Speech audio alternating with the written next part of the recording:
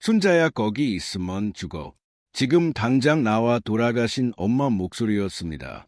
새벽 1시 낯선 집 천장을 바라보던 저는 그 순간 심장이 멎는 줄 알았습니다. 그런데 여러분 그 목소리가 틀리지 않았습니다.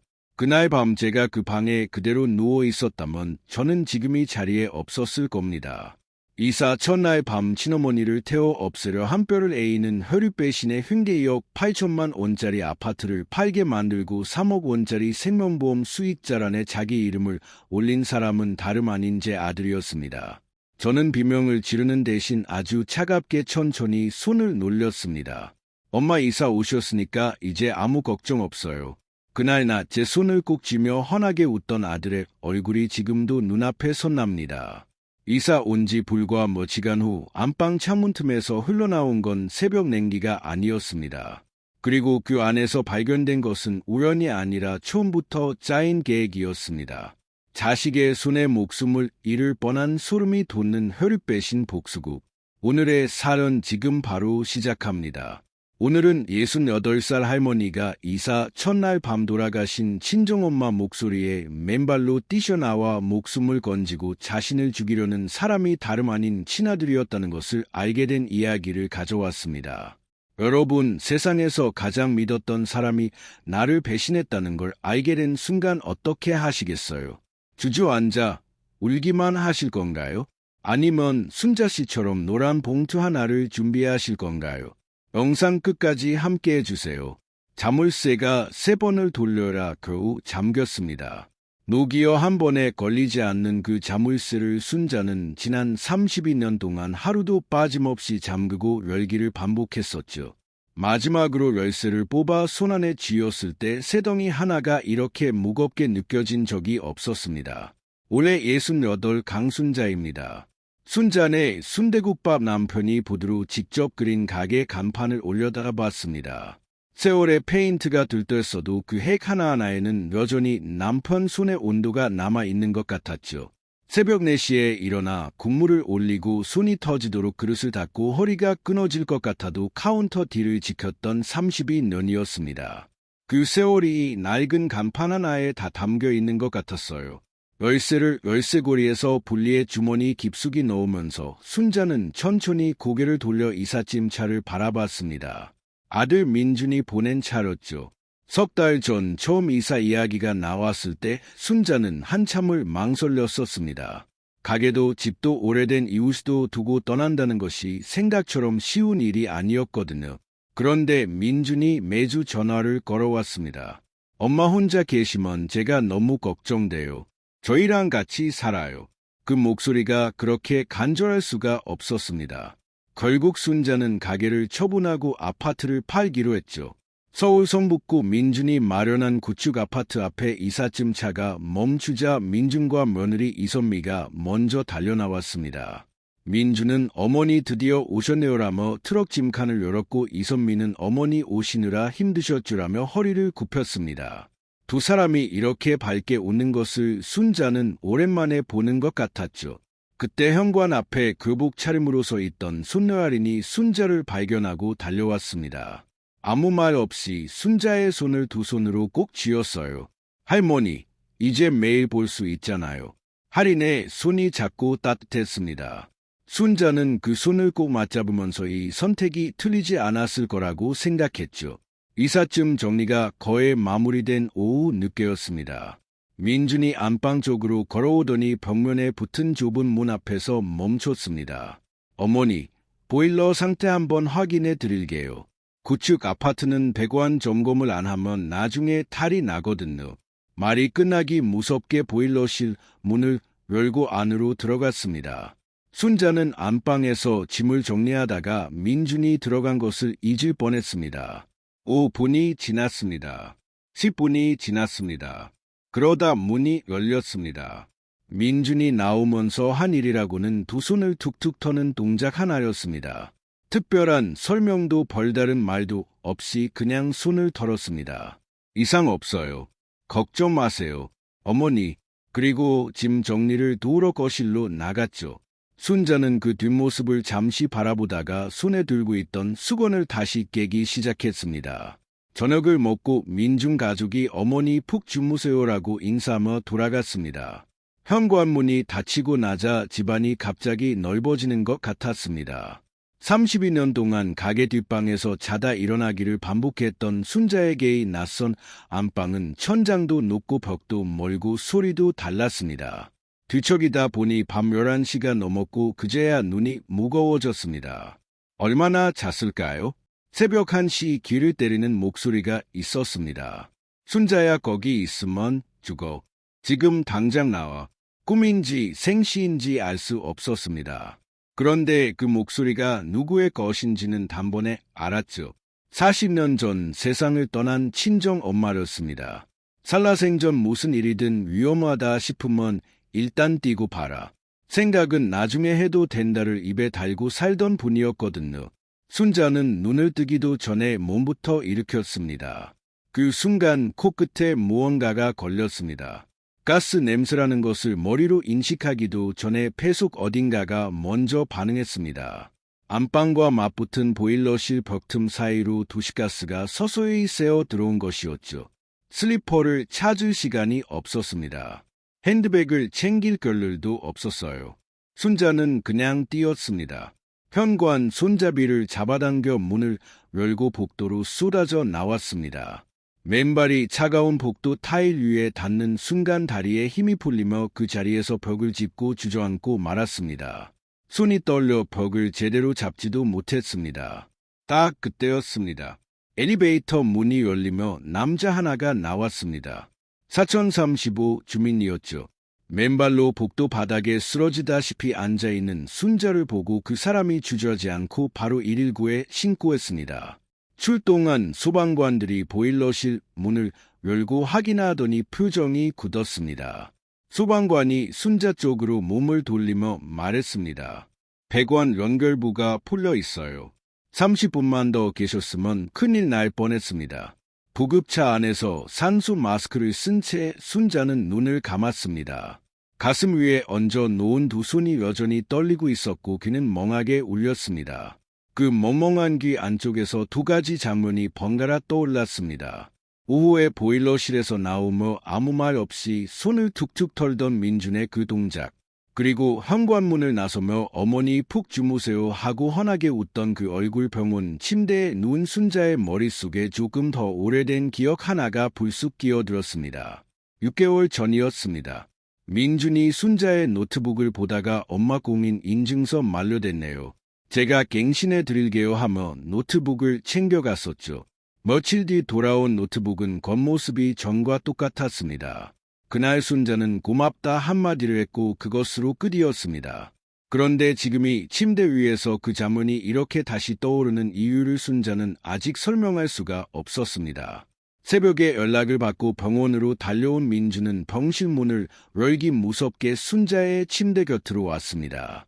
침대 가장자리에 무릎을 굽히며 순자의 손을 두 손으로 감싸 쥐었는데 눈 가장자리가 벌컥해 달아오른 채 눈물까지 글썽이고 있었죠. 어머니 정말 죄송해요. 오래된 배관 문제였나 봐요. 제가 미리 꼼꼼히 확인했어야 했는데 목소리까지 약간 떨렸습니다. 순자는 그 손을 잡았습니다. 잡으면서 눈은 민준의 얼굴이 아닌 창밖으로 향했습니다. 이른 새벽 병원 창밖에는 가로등 불빛 하나만 깜빡이고 있었어요. 이선미는 침대 발치 쪽에 서서 어머니 놀라셨겠어요. 일단 몸 좀 추스르시고 태어나시면 저희 집에서 같이 지내요라고 했습니다. 그 말을 들으며 순자는 이선미 쪽으로 시선을 천천히 옮겼죠. 이선미의 입은 웃고 있었는데 눈빛은 달랐습니다. 무언가를 아주 빠르게 훑보는 눈빛이었어요.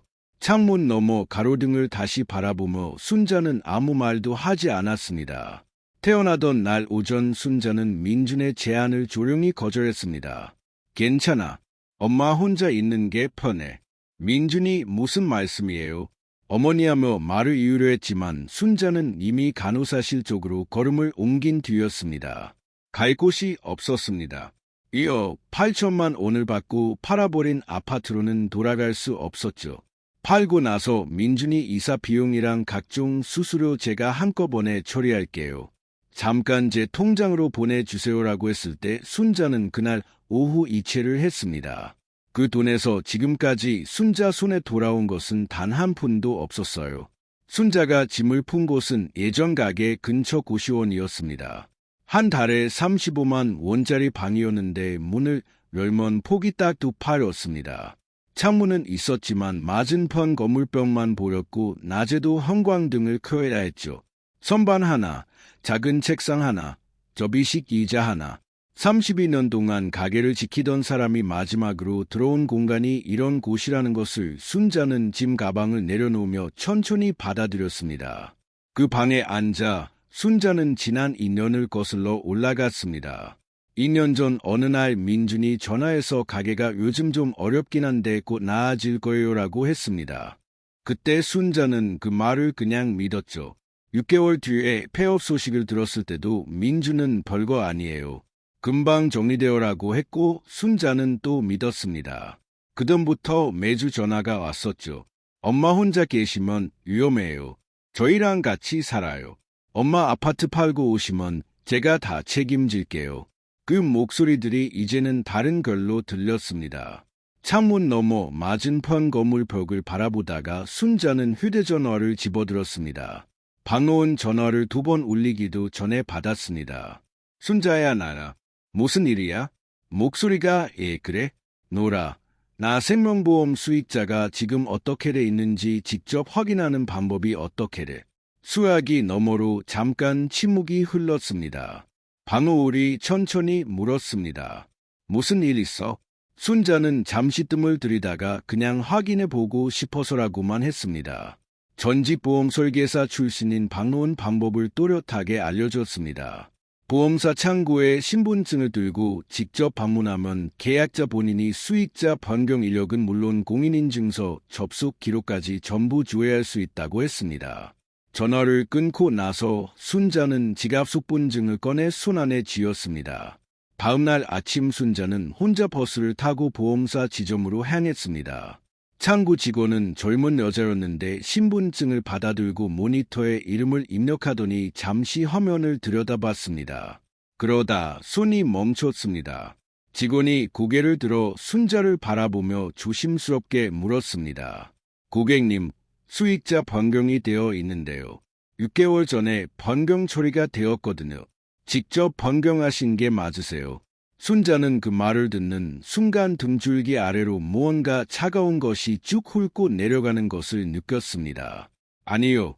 딱 2글자였습니다. 직원이 추가 확인을 위해 공인인증서 접속 이력을 불러왔습니다. 화면에는 변경 처리 접속한 기기 정보가 나란히 찍혀 있었죠. 순자의 노트북이 아니었습니다. 다른 기기였습니다. 그리고 그 날짜는 6개월 전 민준이 엄마 공인인증서 만료됐네요. 제가 갱신해드릴게요 하며 순자의 노트북을 가방에 넣어 들고 나갔던 바로 그날이었습니다. 순자는 의자에 앉은 채로 꼼짝을 하지 않았습니다. 한국 너머 직원이 뭔가를 더 설명하고 있었지만 그 말이 귀에 들어오지 않았습니다. 민준이 며칠 뒤 돌려준 노트북은 겉모습이 전과 똑같았었습니다. 갱신 다 했어요. 엄마. 그 말과 함께 내밀었던 노트북. 그때 순자는 고맙다 한마디 하고 그것으로 끝이었죠. 그 끝이 이 자리에서 이렇게 다시 시작되고 있었습니다. 보험사에서 나온 날 오후 순자는 버스를 타지 않고 걸었습니다. 얼마나 걸었는지 몰랐어요. 어느 순간 발이 방으로울의 집 앞에 멈춰 있었습니다. 박노은 문을 열자마자 순자의 얼굴을 보고 아무 말도 하지 않았습니다. 그냥 문을 더 넓게 열었죠. 테이블 위에 서류를 꺼내 펼치는 동안에도 두 사람 사이에는 말이 없었습니다. 보험사 창구에서 직접 출력해 온 용지 2장이었습니다. 한 장은 수익자 변경 이력서였고 다른 한 장은 공인인증서 접속 기록이었죠. 3억 원짜리 생명보험의 수익자란에는 강민준이라는 이름이 또렷하게 찍혀 있었고 접속기기 기록 옆에는 변경 처리 날짜가 나란히 붙어 있었습니다. 박노을이 돋보기를 집어들고 날짜를 천천히 들여다봤습니다. 그러더니 안경을 내려놓고 순자를 바라봤어요. 이 날짜 민준이가 노트북 가져갔던 날이지. 순자는 고개를 끄덕였습니다. 박노을이 입을 열려다 멈췄습니다. 다시 서류를 내려다봤습니다. 그렇게 한참이 흘렀어요. 창밖으로 오후 햇살이 기울면서 테이블 위 서류 위로 긴 그늘이 드리웠습니다.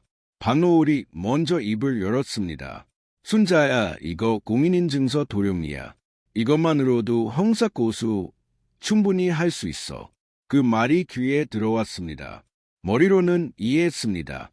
그런데 가슴 어딘가에서는 자꾸 다른 장면이 떠올랐습니다. 민준이 5살 때 국밥 그릇을 두 손으로 꼭 붙들고 후루룩 소리를 내며 먹던 얼굴이었죠. 그 아이가 지금 이 서류 안에 있었습니다. 순자는 입술을 꼭 깨물었습니다. 그날 밤 고시원으로 돌아온 순자의 휴대전화가 울렸습니다. 모르는 번호였습니다. 문자였어요. 할머니, 저 할인이에요. 드릴 말씀이 있어요. 아무한테도 말고 내일 학교 앞으로 주실 수 있어요. 순자는 그 문자를 3번 읽었습니다. 발신 번호가 할인 오히려 더 가슴이 쿵 내려앉았습니다. 부모가 볼까 봐 친구 휴대전화를 빌렸다는 것을 굳이 설명이 없어도 알 수 있었죠. 다음날 오후 2시 학교 정문 앞 편의점 옆에서 있던 할인은 순자를 보자마자 달려왔습니다. 교복 차림이었는데 눈이 퉁퉁 부어 있었습니다. 전날 밤을 꼬박 새운 것 같은 얼굴이었어요. 순자 앞에 서자마자 말보다 눈물이 먼저 쏟아졌습니다. 할인은 아무 말도 못하고 교복 소매로 눈물을 훔치다가 가방 안쪽 깊숙이 넣어뒀던 공책 한 장을 꺼내 두 손으로 순자에게 내밀었습니다. 종이가 여러 번 접혔다 펴졌습니다. 몇 번이나 꺼냈다 다시 넣었다 했던 것처럼 접힌 손이 여러 겹이었죠. 순자는 그것을 받아 펼쳤습니다. 할인의 또박또박한 글씨체로 빼곡히 채워진 줄들이 눈에 들어왔습니다. 이사 2주 전 밤이었다고 했습니다. 화장실에서 나오다가 아빠 방문이 살짝 열려 있는 것을 봤는데 민준이 전화 통화를 하고 있었다고 했어요. 소리를 낮춰서 하는 통화였는데 가까이 있다 보니 들렸다고 했습니다. 할인은 그날 들은 내용을 방으로 돌아와 공책에 받아 적었습니다. 순자는 천천히 읽었습니다. 사채 이자가 어마어마해. 원금이 1억이 넘는다고. 지금 방법이 없어. 근데 엄마 보험이 3억이거든. 이사 오시면 오래된 보일러라 자연스럽게 처리가 가능하다고 했어. 그쪽이 다 알아서 해준다고 했고 공책을 준 손끝이 차가워졌습니다. 손끝에서 시작된 그 차가움이 손목을 타고 천천히 올라왔습니다.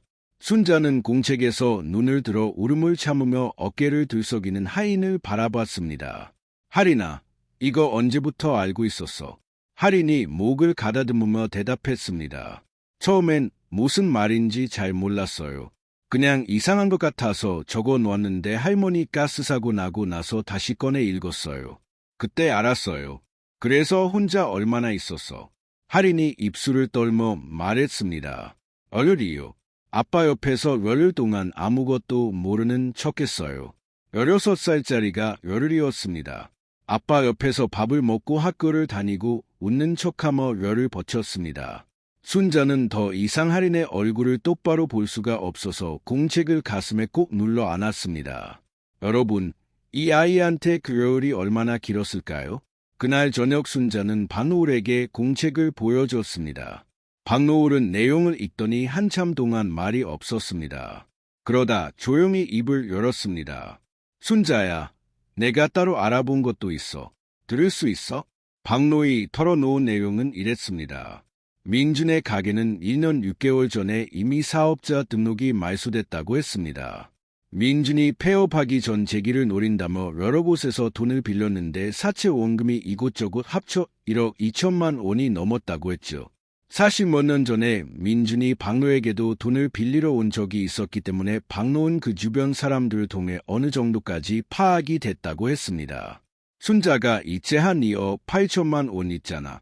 그 중에 1억 5천은 사채 정리하는데 쓴 거고 나머지 1억 3천은 민준이랑 이선미 생활비에 전세 보증금으로 들어갔어. 지금 그 돈 하나도 안 남았어. 순자는 그 말을 들으면서 고시원 방광등 불빛을 올려다봤습니다. 2억 8천만 원, 32년 새벽 4시마다 국물을 올리고 손이 터지도록 그릇을 닦아서 모은 돈이었습니다. 그 돈이 단 한 푼도 남지 않았다는 것을 형광등 불빛 아래에서 조용히 받아들였습니다. 그렇게 돈을 다 써버리고도 여전히 먹고 살 길이 없으니 민준에게 마지막으로 남은 카드는 순자명의 생명보험 사모보험뿐이었던 거죠. 순자는 가슴에 안고 있던 공책을 테이블 위에 천천히 내려놓았습니다. 그러고는 박노을과 할인을 번갈아 바라봤습니다. 박노은 순자의 눈을 가만히 마주보고 있었고 할인은 눈물이 마른 얼굴로 할머니만 바라보고 있었습니다. 그 순간이었습니다. 가슴속 어딘가에서 뜨거운 것이 치밀어 오르다가 정수리를 지나 식으면서 아주 차갑고 단단한 무언가로 굳어지는 것이 느껴졌습니다. 분노가 아니었습니다. 눈물도 아니었습니다. 그것은 결심이었습니다.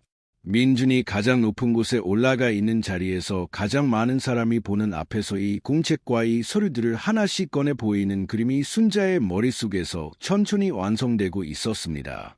박노을의 집 식탁 위에는 서류들이 한 장씩 펼쳐져 있었습니다. 보험사에서 출력해온 수익자 변경 이력서, 공인인증서, 도령 접수 기록, 아파트 매각 대금 이체 확인서, 그리고 할인의 공책 한 장, 형광등 불빛 아래 나란히 놓인 그것들은 따로 설명이 필요 없었습니다. 세 사람이 식탁 앞에 앉았습니다. 순자, 방을 할인. 박노을이 돋보기를 쓰고 서류를 처음부터 다시 짚어가기 시작했습니다. 공인인증서, 도령 접수 기록, 이게 핵심이야. 민준이가 순자 노트북 가져간 날짜랑 변경 처리 날짜가 딱 맞아 떨어지거든. 이게 형사 고소의 기본이 돼. 박노의 이체 확인서로 손을 옮겼습니다. 이거는 민사야. 순자가 직접 이체한 내역이 고스란히 남아있으니까 반환 청구 근거가 돼. 마지막으로 할인의 공책 쪽을 가르쳤습니다. 이건 법적 증거로 쓰기엔 한계가 있어. 근데 사람들 앞에서 읽히기에는 이게 제일 강해. 할인은 박노을의 말을 공책 세 페이지에 또박또박 받아 적었습니다. 16살 아이가 법률 용어가 섞인 말을 하나도 빠뜨리지 않으려는 듯 펜을 꾹꾹 눌러가며 썼습니다. 순자는 그 모습을 바라보다가 시선을 식탁 이류들로 내렸습니다. 계획을 세우는 데는 오래 걸리지 않았습니다. 한 달 뒤 민준의 40세 파티가 있었습니다.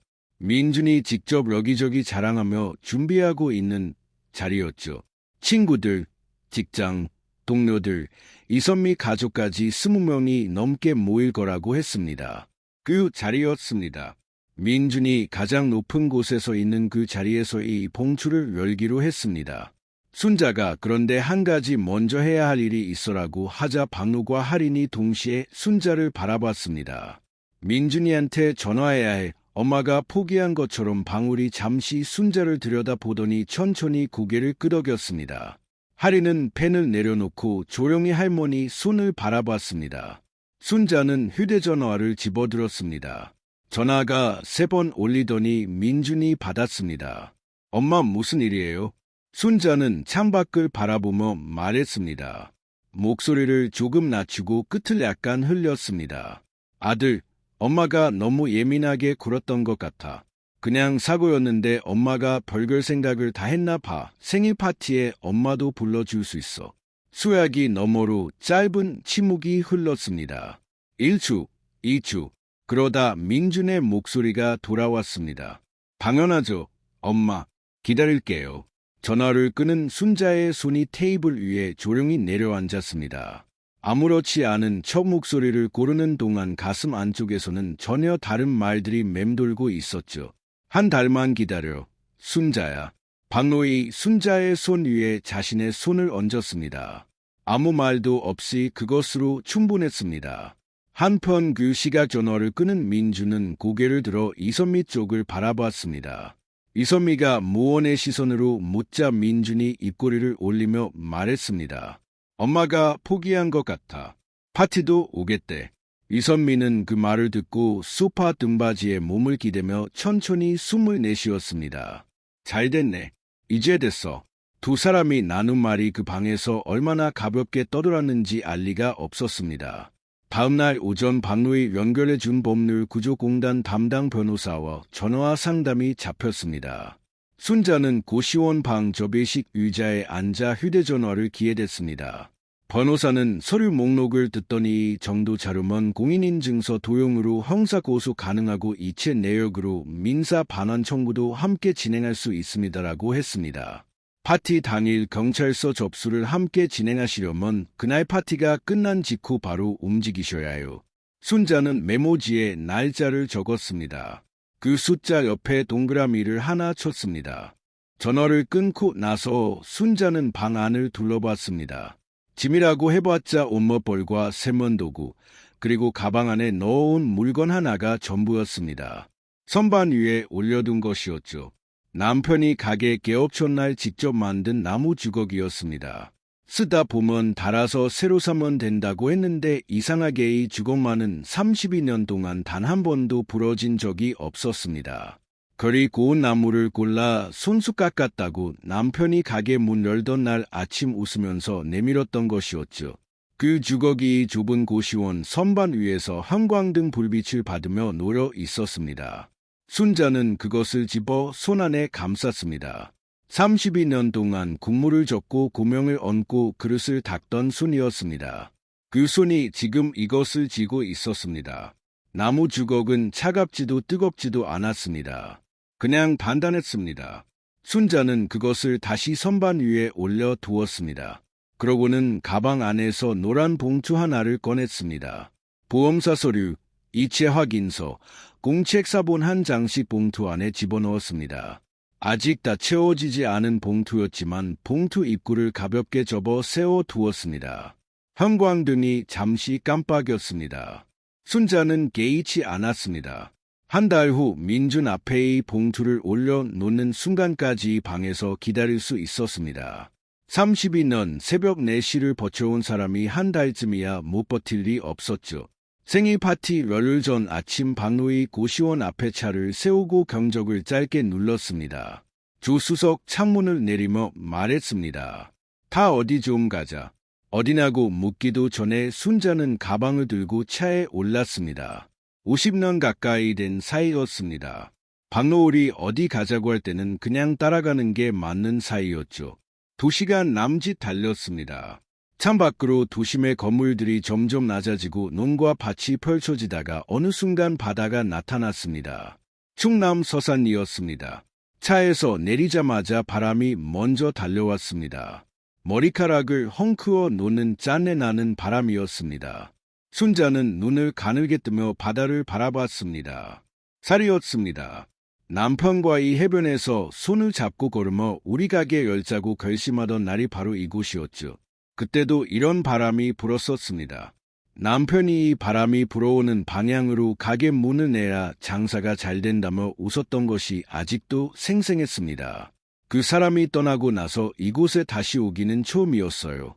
두 사람은 모래사장에 나란히 앉았습니다. 파도가 밀려왔다 물러갔습니다. 밀려올 때는 발등을 덮을 것처럼 달려들다가 물러날 때는 아무 일도 없었다는 듯 사르르 사라졌습니다. 32년 동안 새벽 4시에 일어나 국물을 올리고 손님이 없는 날도가 문을 열고 남편 빈자리를 채우며 버텨온 것이 꼭 저 파도 같다고 순자는 생각했습니다. 밀려오고 물러가고 또 밀려오고 방울이 불쑥 물었습니다. 순자야, 지금 무섭지 않아? 순자는 대답하기 전에 파도를 한 번 더 바라봤습니다. 이상하게 안 무서워. 오히려 속이 다 뻥 뚫리는 것 같아. 방울이 픽 웃었습니다. 역시 너야. 그 짧은 말 한마디가 어떤 긴 위로보다 따뜻하게 가슴 안으로 들어왔습니다. 두 사람은 한참 동안 아무 말이 없었습니다. 파도 소리와 바람 소리만 오았죠. 50년 우정이 쌓아놓은 침묵이었습니다. 굳이 채우지 않아도 되는 침묵이었어요. 서산에서 돌아오는 길이었습니다. 박노을이 운전을 하는 동안 순자의 휴대전화가 울렸습니다. 할인이었습니다. 할머니, 저 오늘 저녁에 방을 할머니 댁으로 가도래요? 드릴 게 있어요. 목소리가 낮고 조심스러웠습니다. 누군가 옆에 있는 것처럼 작게 말하고 있었죠. 그래야. 순자는 짧게 대답하고 전화를 끊었습니다. 박노을이 앞을 보며 말했습니다. 또 뭔가 있나 보네. 그날 저녁 박노을의 집에 들어선 할인은 가방에서 공책을 꺼내 식탁 위에 올려놓았습니다. 지난번과 달리 이번엔 울지 않았습니다. 그 대신 입술이 얇게 굳어 있었어요. 할머니 며칠 전에 또 들었어요. 공책을 펼치자 할인의 또박또박한 글씨가 나왔습니다. 며칠 전 밤 민준과 이선미가 안방에서 나누는 대화를 들은 내용이었습니다. 이선미의 사촌이 정신건강의학과 의사인데 그 병원을 통해 치매 초기 소견서를 받으면 민준이 법적 대리인으로 순자의 남은 재산을 처리할 수 있다는 계획이었죠. 파티 끝나고 바로 진행하자. 소견서 받는 건 금방이야. 그 다음에 남은 거 정리하면 돼. 민준의 말이 그대로 옮겨 적혀 있었습니다. 가스 사고가 실패로 끝나자 이번에는 다른 방법으로 순자를 무력화하려는 계획이 이미 진행 중이었던 거죠. 보험금이 아니더라도 대리인 자격으로 남은 재산을 처리할 수 있다는 계산이었습니다. 방으로 우리 공책을 읽고 나서 입을 열었습니다. 이것도 봉투에 넣어야겠다. 순자는 고개를 끄덕였습니다. 할인이 조용히 할머니를 바라봤습니다. 할머니, 저 괜찮아요. 끝까지 버틸 수 있어요. 16살 아이가 그 말을 하는데 목소리가 흔들리지 않았습니다. 순자는 그 얼굴을 보다가 말없이 하인의 머리 위에 손을 올려 놓았습니다. 말이 필요 없었습니다. 파티 4월 전 순자와 박노은 나란히 앉아 봉투를 완성했습니다. 보험사 수익자 변경 이력서, 공인증서, 도용 접속 기록, 아파트 매각 대금 이체 확인서, 할인의 공채 메모 2장, 법률 구조공단 상담 확인서, 박노을이 한 장씩거니 순서를 정했고 순자가 그것을 봉투 안에 집어넣었습니다. 마지막 장이 들어가고 봉투 입구를 접었습니다. 그 순간 손끝에서 느껴지는 봉투의 두께가 지난 한 달의 무게와 같았습니다. 고시원 방에서 혼자 보낸 밤들, 보험사 창구에서 아니요. 두 글자를 뱉던 순간 학교 앞에서 눈물 범벅이 된 할인의 얼굴. 그것들이 전부 이 봉투 안에 들어 있었죠. 순자는 봉투를 가방 안쪽에 넣고 지퍼를 닫았습니다. 아무도 몰래 아무도 보지 않는 자리에서 조용히 파티 전날 밤이었습니다. 고시원 방으로 돌아온 순자는 가방에서 작은 액자를 꺼내 책상 위에 올려뒀습니다. 남편 명정사진이었습니다. 고시원에 짐을 풀던 날부터 가방 안에 넣어 다니던 것이었죠. 사진 속 남편은 웃고 있었습니다. 가게 개업시 날 찍은 사진이었는데 막 완성된 간판 아래서 환하게 웃는 얼굴이었어요. 순자는 의자를 당겨 그 앞에 앉았습니다. 아무 말도 하지 않았습니다. 뭔가 말하려다가도 할 말이 있는 것 같기도 하고 없는 것 같기도 해서 그냥 바라보기만 했습니다.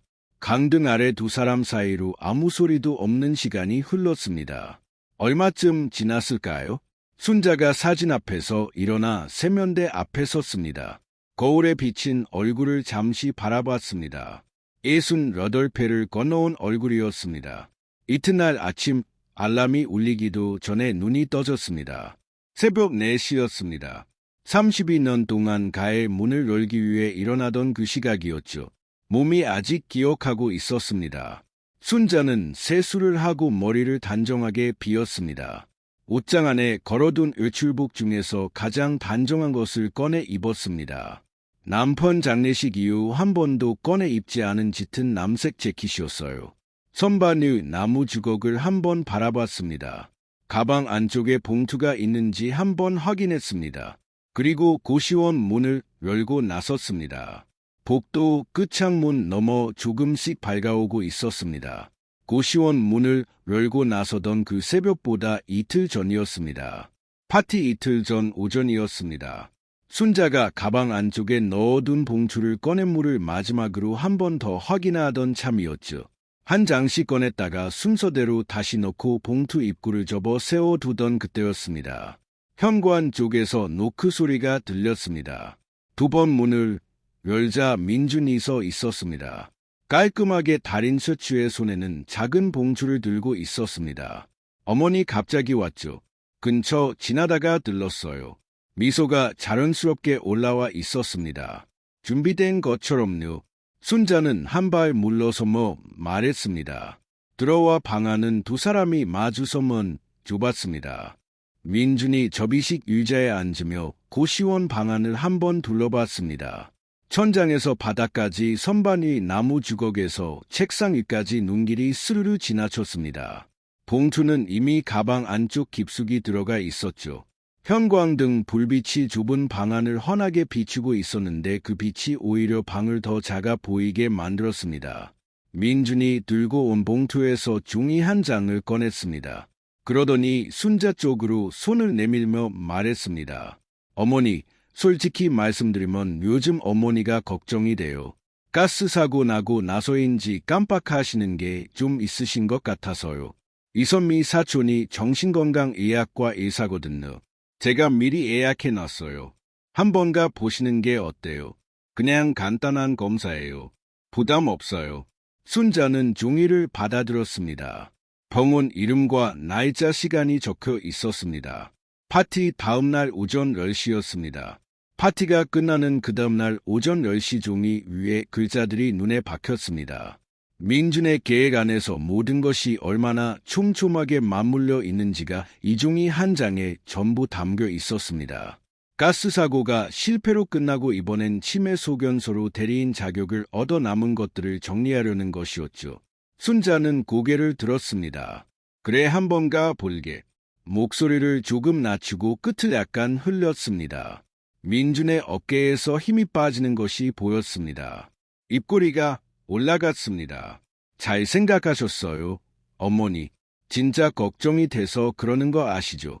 건강이 제일이에요. 알아. 순자는 딱 두 글자만 돌려줬습니다. 민준이 일어서며 내일 파티에서 바로 어머니하고 나갔습니다. 현관문이 닫혔습니다. 복도에서 발소리가 멀어지다가 엘리베이터 문이 열리고 닫혔습니다. 그 소리가 완전히 사라지고 나서도 순자는 잠시 그 자리에서 있었습니다. 손 안에 종이가 들려 있었습니다. 파티 다음날 오전 10시 이선미 사촌의 병원. 순자는 종이를 반으로 접었습니다. 그러고는 책상 위에 올려뒀습니다. 내일 봉투가 열리고 나머니 예약지가 필요 없어질 테니까요. 그날 저녁이었습니다. 설거지를 마치고 수건으로 손을 닦는데 휴대전화가 울렸습니다. 할인이었습니다. 할머니, 첫 마디부터 목소리가 눌려 있었습니다. 낮게 가라앉은 목소리였는데 그 안에서 떨림이 새어나왔죠. 또 들었어요. 순자는 수건을 내려놓고 방 안쪽으로 들어갔습니다. 아빠가 아까 통화하는 걸 들었어요. 이번엔 녹음했어요. 목소리가 잠깐 끊겼다가 이어졌습니다. 지난번엔 공책에만 적었는데 그게 부족할 것 같아서요. 그래서 이번엔 켜놨어요. 핸드폰 녹음. 순자는 아무 말도 하지 않고 들었습니다. 할인이 천천히 내용을 옮겼습니다. 민준이 전화 통화에서 한 말이었습니다. 파티 끝나고 바로 진행하자. 숙견서 받는 건 금방이야. 이선미 사촌한테 다 얘기해 놨으니까 그 다음에 남은 거 정리하면 다 끝나. 창밖으로 저녁 불빛들이 하나둘 켜지고 있었습니다. 골목마다 불이 들어오고 맞은편 건물 창문에도 노란 불빛이 하나씩 번졌습니다. 그것들을 바라보면서 순자는 민준이 아침에 두고 간 병원 예약지를 떠올렸습니다. 파티 다음날 오전 10시. 민준 입장에서는 파티만 무사히 끝나면 모든 것이 순서대로 돌아가는 계획이었을 겁니다. 할머니 괜찮으세요? 할인의 목소리가 다시 들렸습니다. 괜찮아. 순자가 말했습니다. 녹음 파일 보관하고 있어. 네, 할인아. 네, 할머니. 내일 거기서 할인이는 아무것도 안 해도 돼, 아무것도. 하지만 저도 그냥 할머니 눈 한 번만 마주쳐줘. 그걸로 충분해. 수학이 넘어간 침묵이 흘렀습니다. 그러다 할인이 조용히 대답했습니다. 네, 할머니. 전화를 끊자마자 박노에게 연락했습니다. 박노로울은 다 듣고 나서 녹음 내용 요약본을 종이에 적어서 봉투에 넣자고 했습니다. 읽히기에는 그게 더 강해. 내일 아침 일찍 내 집으로 와. 그날 밤 할인은 집에서 저녁을 먹었습니다. 민준이 내일 파티 기대되지 하고 물었고 할인은 응하고 대답했습니다. 밥숟가락을 들었다 놨다 웃는 척 식탁에 앉아 있었을 하리우 순자는 눈에 그렸습니다. 그 짧은 한 글자 응이 그 아이 입 밖으로 나오기까지 얼마나 힘이 들었을지를 순자는 알았습니다. 한편 그 시간 민준은 이선미와 마주 앉아 있었습니다. 내일 파티 끝나면 다 정리돼. 이선미가 팔짱을 끼며 낮게 대답했습니다. 이번엔 실수 없어야 해. 두 사람의 목소리는 차분했습니다. 이미 끝난 일을 확인하는 것처럼 두 사람이 나눈 그 말이 다음날 어디에가 닿을지 그들은 알지 못했습니다. 그 시각 순자는 고시원방 책상 앞에 앉았습니다. 가방에서 봉투를 꺼내 입구를 열었습니다. 서류들을 한 장씩 꺼냈습니다. 보험 수익자 변경 이력서, 공인인증서, 도령 접수 기록, 이체 확인서, 할인의 공채 메모, 그리고 아침에 민준이 두고 간 병원 예약지, 그것도 함께 넣었습니다. 내일이 자리에서 꺼내질 것들이었죠. 봉투 입구를 접었습니다. 손끝에서 느껴지는 봉투의 두께가 처음보다 묵직해진 것이 느껴졌습니다. 내일이면 됩니다. 순자야. 딱 하루만 더. 봉투를 가방 안쪽에 넣고 지퍼를 닫았습니다. 그리고 형광등을 껐습니다. 어둠 속에서 창밖으로 보이는 맞은편 건물 불빛들이 아직 꺼지지 않고 있었습니다. 순자는 그 빛들을 잠시 바라보다가 눈을 감았습니다. 파티 당일 아침 순자는 방으로 집에 먼저 들렀습니다. 강울이 녹음 내용 요약본을 종이에 깔끔하게 옮겨 적어 기다리고 있었습니다. 두 사람은 나란히 앉아 봉투를 마지막으로 한 번 더 열었습니다. 서류들을 꺼냈다가 순서를 한 번 더 확인하고 녹음 요약본을 맨 위에 올려 다시 넣었습니다. 봉투를 봉하고 나서 반올이 순자를 바라봤습니다. 준비됐어. 순자는 가방 지퍼를 닫으며 고개를 끄덕였습니다. 민준의 40세 생일 파티가 열린 곳은 성북구의 한국이치 단체석이었습니다. 넓은 방 하나를 통으로 빌린 자리였는데 오후 6시가 되자 사람들이 하나 둘 들어차기 시작했습니다. 민준의 친구 11명, 이선미의 가족 5명, 민준의 직장 동료 4명, 20명이 넘는 사람들이 테이블을 채우고 웃음소리와 잠 부딪히는 소리가 방 안을 가득. 민준은 상석에 앉아 있었습니다. 술잔을 들고 웃음의 사람, 저 사람과 이야기를 나눴습니다. 새로 장만했다는 시계를 보여주기도 하고 직장에서 있었던 일을 이야기하기도 했죠. 그날 밤이 자리에서 민준이 가장 높은 곳에 있었습니다. 순자와 박노은 식당 골목 안쪽에 세운 차 안에서 기다렸습니다. 박노희 핸드폰으로 시간을 확인하며 말했습니다. 파티 시작한 지 1시간 됐어. 슬슬 들어가. 순자는 가방 안쪽에 봉투를 한번 짚었습니다. 두툼하고 단단한 감촉이 손끝에 닿았습니다. 차문을 열었습니다. 식당 안으로 들어서는데 복도 쪽에서 목소리가 흘러나왔습니다. 민준의 목소리였습니다. 방문을 열기 직전이었습니다. 민준이 일어서 잔을 들고 있는 모습이 문틈으로 보였습니다. 여러분, 제가 한 말씀 드려도 될까요? 웃음소리가 잦아들었습니다. 40이 되고 보니까 제일 감사한 게 가족이더라고. 특히 어머니. 민준이 잠깐 목을 가다듬었습니다. 어머니한테 그동안 잘 못해드린 것 같아서요. 앞으로는 정말 잘해드리면서 살겠습니다. 박수 소리가 쏟아졌습니다. 바로 그 순간이었습니다. 순자가 방문을 밀고 들어섰습니다. 웃음소리가 천천히 잦아들었습니다. 민준이 잔을 든 채로 순자 쪽을 바라봤습니다. 그 얼굴에서 미소가 굳는 데는 채 1초도 걸리지 않았습니다. 입꼬리가 내려가고 눈동자가 흔들렸습니다. 잔을 들고 있던 손이 그대로 허공에 멈췄죠. 순자는 아무 말도 하지 않았습니다. 민준의 눈을 정면으로 바라보며 자리 한가운데로 걸어갔습니다. 발소리도 인사도 없었습니다. 그냥 걸었습니다. 생일 케이크가 놓인 테이블 앞에 섰습니다. 가방을 열고 노란 봉투를 꺼냈습니다. 케이크 옆에 올려놓았습니다. 아들 생일 선물 가져왔어. 목소리는 낮고 고요했습니다. 엄마가 지난 한 달 동안 직접 정리한 거라. 다들 보셔도 돼요. 방 안이 조용해졌습니다. 봉투 입구를 열었습니다. 첫 번째 장을 꺼내 테이블 위에 펼쳤습니다. 생명보험 수익자 변경 이력서였습니다. 수익자란에 또렷하게 찍힌 이름 강민준. 두 번째 장 공인증서 도령 접수 기록이었습니다. 변경 처리 날짜와 접수 기기 정보가 나란히 찍혀 있었습니다. 세 번째 장 아파트 매각 대금 이체 확인서였습니다. 이어 8천만 원이라는 숫자가 종이 한가운데 박혀 있었죠. 네 번째 장 할인의 공책 메모였습니다. 다섯 번째 장 민준의 병원 예약지 그리고 녹음 내용 요약본이었습니다. 서류들이 테이블 위에 한 줄로 펼쳐졌습니다. 케이크 옆에 축하환 아래에 민준의 40세 생일상 위에 방안이 완전히 조용해졌습니다.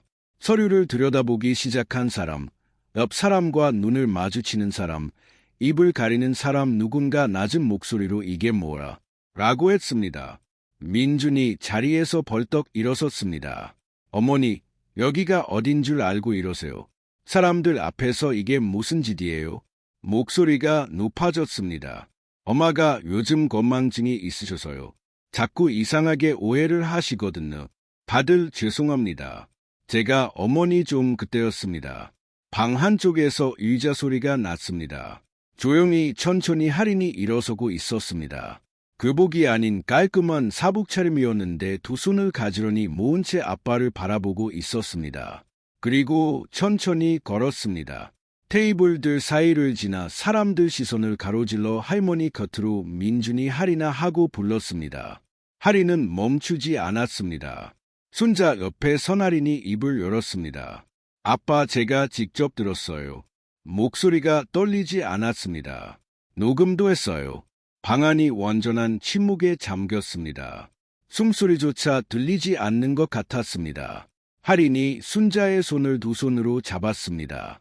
작고 따뜻한 손이었습니다. 이사 첫날 순자를 맞으며 할머니 이제 매일 볼 수 있잖아요. 하던 그 손이었죠. 순자는 그 손을 꼭 맞잡았습니다. 가슴 안쪽 어딘가가 뜨거워졌다가 천천히 고요해졌습니다. 민준의 얼굴이 허옇게 질렸습니다. 사람들의 시선이 일제히 민준에게로 쏠렸습니다. 직장 동료 하나가 자리에서 반쯤 일어나다가 다시 앉았습니다. 민준의 친구 중 하나가 서류를 집어들었습니다. 민준이 순자 앞으로 걸어왔습니다. 그러더니 그 자리에서 무릎을 꿇었습니다. 스뭉멍이 보는 앞에 서었습니다. 엄마 잘못했어요. 다 갚을게요. 제발, 엄마 제발이요. 목소리가 우음에 잠겼습니다. 순자는 그 얼굴을 내려다봤습니다. 무릎을 꿇고 올려다보는 민준의 얼굴을 오래 바라봤습니다. 그러고는 천천히 뒤로 한 걸음 물러섰습니다. 고개를 가만히 저었습니다. 아무 말도 없었습니다. 그 고요한 거절이 어떤 말보다 무겁게 방 안에 내려앉았습니다. 그때 방 한쪽에서 소리가 났습니다. 이선미였습니다. 핸드백을 집어들고 자리에서 일어나 문 쪽으로 걷기 시작했습니다. 표정이 없었습니다. 그냥 나가는 것처럼 걷고 있었습니다. 민준이 무릎을 짚고 일어나며 소리쳤습니다. 아, 어디가? 이거 다 당신이 시킨 거잖아.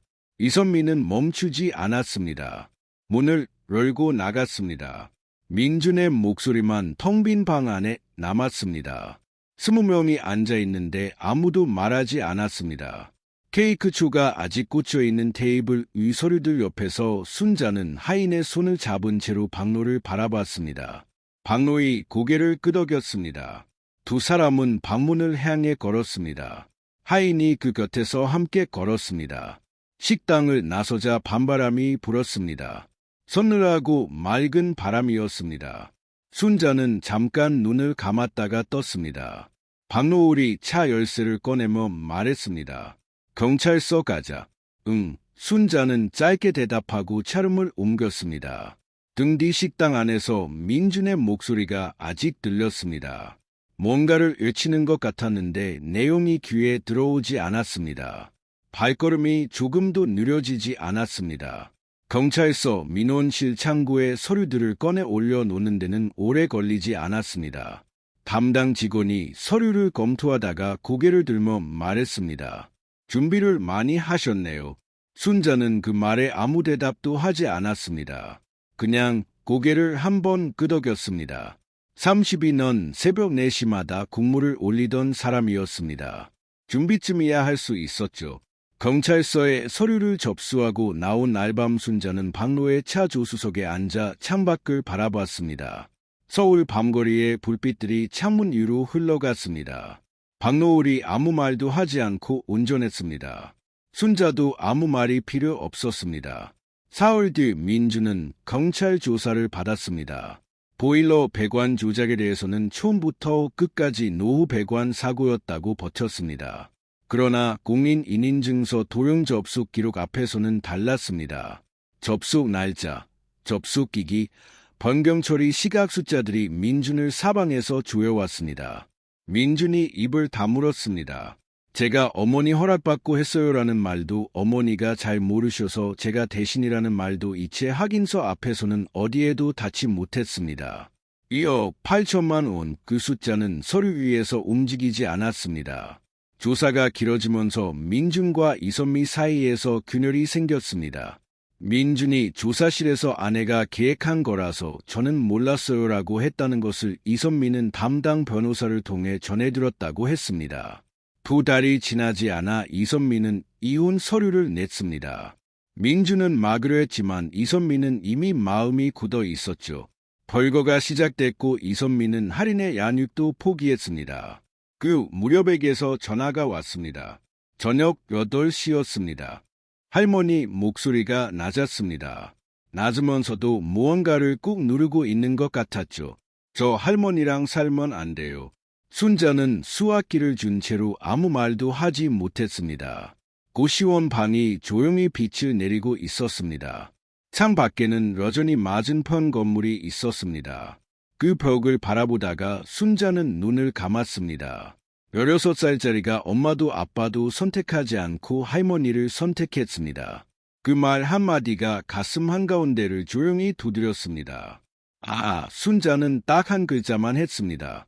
수화기 너머의 숨소리가 잠깐 멈추더니 작은 울음소리가 새어나왔습니다. 말없이 우는 소리였습니다. 순자는 전화를 끊지 않고 그 소리를 들었습니다. 아무 말 없이 그냥 듣는 것만으로 충분했습니다. 법적 절차는 법률구조공단 변호사에게 모두 맡겼습니다. 공인증서 도용은 형사고소로 이체 대금은 민사반환 청구로 각각 진행 중이었습니다. 오래 걸릴 수도 있었습니다. 하지만 순자는 기다릴 수 있었습니다. 30년 새벽 4시를 기다려온 사람이니까요. 순자는 고시원 방을 정리하기 시작했습니다. 짐이 많지 않았습니다. 온벌 세면도구, 남편 영정사진 그리고 선반위 나무주거 가방 하나에 전부 들어갔습니다. 향한 곳은 충남 서산이었습니다.